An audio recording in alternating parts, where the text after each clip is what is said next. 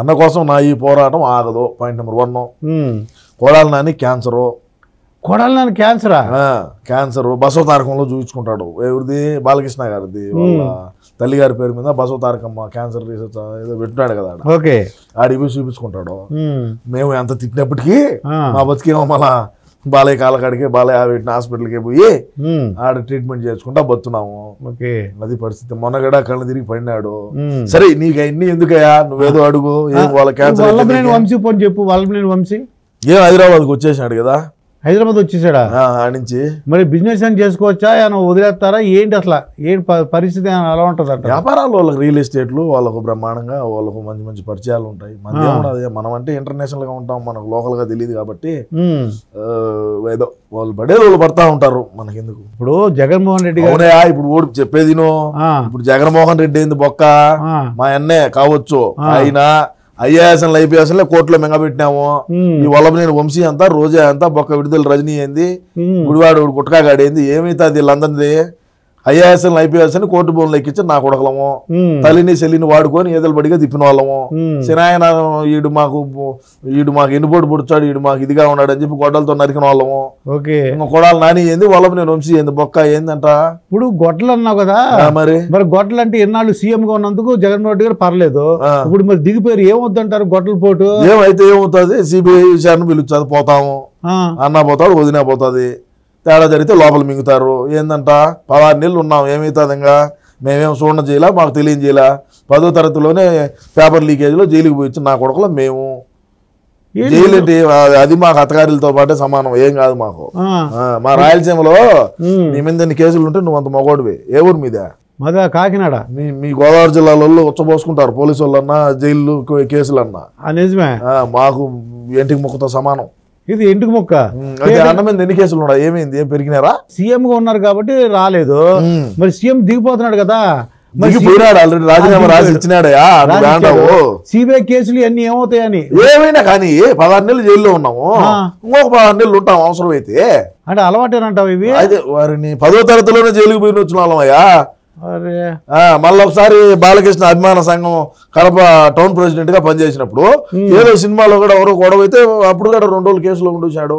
మరి ఏంటి చక్రం బాబా అంటే చక్రం బాబాని మీరు ఏళకోవడం చేశారు. ఎవరు? మీరు, మన పార్టీ. జగన్మోహన్ రెడ్డి చక్రం బాబా చక్రం తిప్పాడంట సెంటర్ లో అని. ఇప్పుడు మళ్ళీ అదే పరిస్థితి వచ్చింది. ఇప్పుడు మళ్ళా ఫోటోలు వచ్చినాయి, నేను కూడా చూసాను. నరేంద్ర మోడీ పక్కన కూర్చోన్నాడు. అవునవును.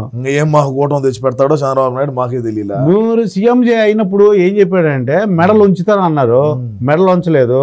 ఇప్పుడు ఆ ఛాన్స్ వచ్చిందని ఏంటి చక్రం బాబు అంటే మీ నోటు ఏమంటే అవుతుందా ఏంటి?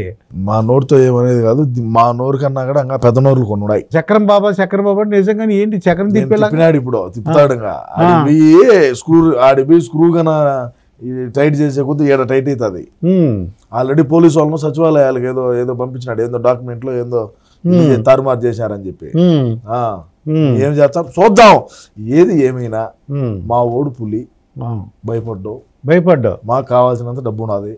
తండ్రి పదవిని అడ్డం పెట్టుకుని 16 లక్షల కోట్లు లూటీ చేసి 16 నెలలు జైల్లో ఉన్నాము. అర్థమైందా? అదే విధంగా చూస్తే షర్మిలాని ఏ విధంగా రోడ్ల బడిగా తిప్పినాము, పార్టీని ఏ విధంగా బలోపేతం చేసింది. ఒక అవకాశం తల్లి ఒక దిక్కు, చెల్లి ఒక దిక్కు, పెళ్ళాం ఒక దిక్కు తిరిగినారు. అవకాశం వచ్చింది. మరి ఈరోజు మేమే తండ్రి పదవిని అడ్డం పెట్టుకొని లక్షల కోట్లు లూటీ చేశామంటే ఈరోజు మేమే స్వయంగా ముఖ్యమంత్రిగా పీఠం మీద కూర్చో ఉన్నటువంటి మా జగన్మోహన్ రెడ్డి అన్న ఎన్ని కోట్ల రూపాయలు సంపాదించుకుంటాడో ఒకసారి ఆలోచన చేయండి. సో దేనికి మేము దాటాల్సిన పని లేదు. ఇప్పుడు షర్మిల ఇద్దరు చెల్లెలు కూడా మొన్నటి ఎలక్షన్ వరకు మేము కొద్దిగా ఇబ్బంది పెట్టారు, అన్నకు ఓటేద్దు అని. ఆ ఎఫెక్ట్ ఉన్నట్టుంది. మీరు ఇప్పుడు ఎలక్షన్స్ అయిపోయింది, ఆవిడ కూడా ఓడిపోయింది.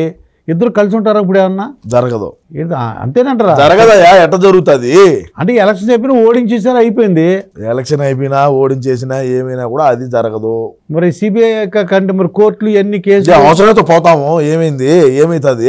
మా వెనకీర్తి వీళ్ళు కూడా వచ్చారు, ఉండేవాళ్ళు కూడా. ఇప్పుడు ఉండే మా మంత్రివర్గం విస్తరణ మంత్రివర్గంలో ఎవరైతే ఉన్నారో ఆర్కే రోజా గడ వెనకీర్తి రావాల్సిందే, రజనీ వెనకీర్తి రావాల్సిందే, ఇంకా కొంతమంది ఉన్నారు వెనకీర్తి వచ్చేవాళ్ళు.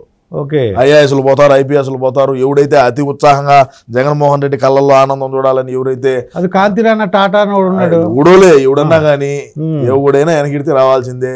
ఓకే అతి ఉత్సాహం ప్రదర్శించినోడు ఎవడైనా రావాల్సిందే. ఇప్పుడు వేణుస్వామి, నేను అసలు ఎలక్షన్ కంటే ముందు ఏంటంటే ఈ వేణుస్వామి గురించి నేను ఆలోచించా.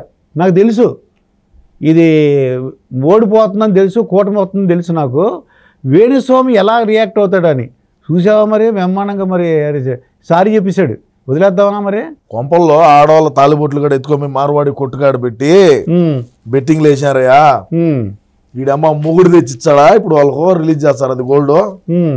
ఎవడమ్మా మొగుడిచ్చాడో, వీడు గుడ్డి నా కొడుకు, వీడు కళ్ళు కనపడవు, వీడికి ఏం కనపడవు, వీడు మనిషిని చక్కగా చూసి మాట్లాడలేడు, వీడు మళ్ళా జాతకం చెప్పేది. సరే వివేకం సార్ని ఎవరు చంపినారో ఆ జాతకం చెప్పమని, వివేక సార్ని ఎవడు చంపిందో వాడు ఎవడో చెప్పమని చెప్పి వీడికి నిఖరంగా జాతకం తెలిస్తే వీడు మొగోడైతే. వదిలేద్దాం వదిలేయకూడదా అందుకు నాకు డౌట్గా ఉంది. నేను ఇంకెప్పుడు చెప్పను, వదిలే సమస్య లేదు. వీడిని ఆరామస్తాను కండి, ఆరా మస్తాన్ డౌట్ వచ్చింది. వీడు మస్తానా, ఇప్పుడు ఆరా మస్తాన్ కాదు, మస్తాన్ ఆరా, మస్తాన్ ఆడదని ఆరా తెచ్చారు. Phone switch off. Okay result వచ్చాను నేను మళ్ళీ ప్రెస్ మీట్ పెడతాను అన్నాడు. ఫోన్ స్విచ్ ఆఫ్ అయింది, మనిషి ఆడాడు తెలియలా. అందరూ పోరా మస్తాన్ అంటున్నారు, ఆవారా మస్తాన్ అంటున్నారు. మేమేందంటే మస్తాన్ ఆరా, మస్తాన్ ఆరా, ఆరా తెచ్చినాం. మస్తాను ఆరా అంటే ఈడు ఆడాడని ఆరా తెచ్చినాం. అది మరి కొత్త గవర్నమెంట్ కూటమి మీకు ఏమైనా పదవి వస్తుంది అంటారు, ఏమైనా పదవి మీరు మారిపోవడానికి అవకాశం ఉందా? పార్టీ మీరు పార్టీ ప్రధాన కార్యదర్శి కదా. నేను పార్టీ రాష్ట్ర అధ్యక్షుడిగా అయినా పదవి తీసుకొని నా భుజాల మీద వేసుకొని పార్టీని ముందుకు తీసుకొని పోయే వచ్చంలో నేను అంతర్జాతీయ ప్రధాన కార్యదర్శికి రాజీనామా చేసి జగనన్న ఎట్టా పార్టీని ముందుకు తీసుకొని పోలేడు. నేను జగనన్న ఏ బాధ్యతలు అయితే ఉన్నాయో ఆ రోజు శివన్న నేను కలిసి పార్టీ పెట్టినాము. ఈ రోజు జగన్మోహన్ రెడ్డి పార్టీని డ్యామేజ్ చేశాడు. మళ్ళా నేను పార్టీ బాధ్యతలు తీసుకొని పార్టీ అధ్యక్ష పదవి తీసుకొని నేను మళ్ళీ పార్టీని ముందుకు తీసుకొని పోయే వచ్చంలో నేను ఆలోచన చేస్తున్నాను, చూద్దాం ఏమవుతుందో. ఇందాక అహంకారం అన్నావు, అహంకారం అంటే బీఆర్ఎస్ ఇక్కడ కేసీఆర్ కూడా అహంకారానికి ఉంది. మరి అప్పుడన్నా తెలుసుకోవాలి కదా మీ జగన్మోహన్ రెడ్డి. తెలియదు, పక్క రాష్ట్రం గురించి నాకు అవసరం లేదు. మన రాష్ట్రం వినాయకపోయింది, మంది మనం చూసుకుంటే సరిపోతుంది, పక్కన వాళ్ళు చూడాల్సిన పని లేదు. ఇప్పుడు కొత్తగా ఒక సిద్ధాంతం వచ్చింది, 11 మంది గెలిచారు, దాంట్లో మెజారిటీ పీపుల్ కూటమిలో జాయిన్ అయితే మొత్తం విలీనం చేసేచ్చాడు. నువ్వు భలే ఓడివి, ఆడుదాం ఆంధ్రాకు మాకు జట్టు దొరికింది, క్రికెట్ టీం దొరికిందని మేము ఆలోచన చేస్తా ఉంటే ఇది నిజం. అది అవునయ్యా, మేము చెప్పేది ఆడుదాం ఆంధ్ర అని చెప్పి ఒక ప్రోగ్రామ్ పెట్టినాము. ఆడుదాం ఆంధ్ర, మాకు ఆడుదాం ఆంధ్ర అనే దానికి మాకు టీం దొరికింది, 11 మంది క్రికెట్ టీము. మేము పెట్టుకుందాం అని వచ్చాను, నువ్వేదో మమ్మల్ని మెంగబెట్టేదానికి వచ్చినట్టు వేడికి అందరూ అనుకుంటున్నారు 6 వెళ్ళిపోతే చాలు ఇంకేముండదు, విలీనం చేసినట్టు అయిపోతుంది, మొత్తం రద్దు అయిపోద్దని.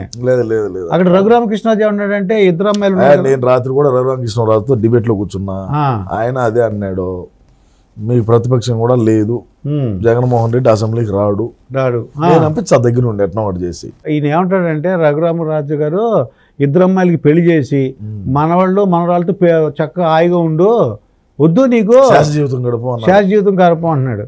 మరి సలహా ఇవ్వచ్చు కదా సీమరాజు. చూద్దాం రేపు ఎల్లుండి అపాయింట్మెంట్ ఉన్నది, పోయి కలిసి చెప్తా.